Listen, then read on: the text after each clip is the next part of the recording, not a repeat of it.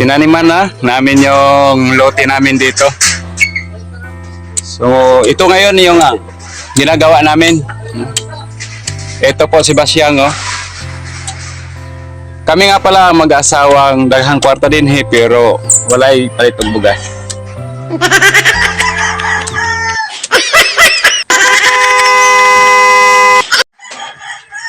Ano ra ang tirada mga kabosyong magtanim ng kamuting kahoy. Hampas-hampasin lang yung lupa, oh.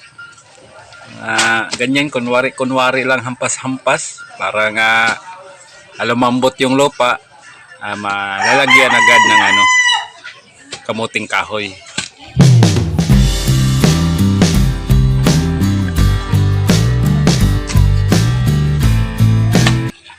Sayang itong area na to pagka matiwangwang lang, kaya yung asawa ko ay nilalagyan na niya agad ng pananim.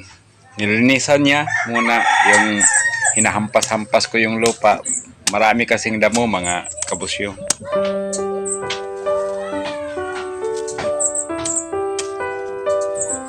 Kailangan din tayo kunting sipag para naman na may tayo makakain sa panahon na tag-ulan dito.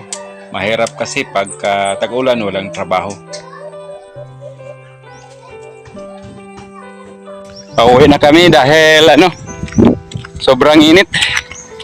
Mainit na ang Pilipinas. Di pa natapos yung ginagawa namin mga kapusyong.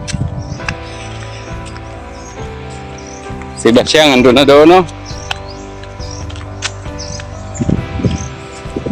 Yung bahay nandun, no? Kay Portiliano yun, no? Junior.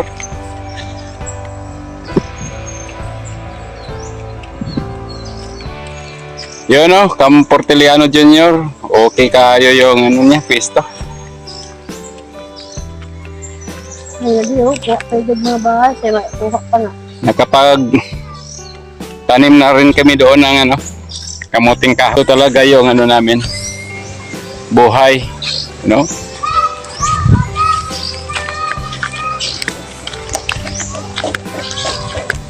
Simply at dito sa probinsya namin, no? Maliwalas din. Para darating daw ang panahon,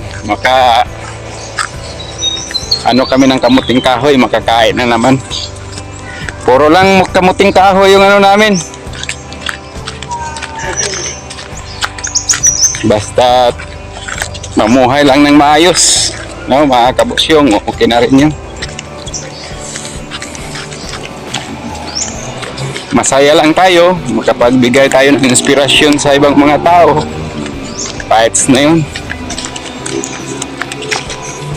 So hanggang sa muli mga kapusyong, don't forget to follow our page and share our videos. At huwag niyong kalimutan yung YouTube channel namin, paki-support din.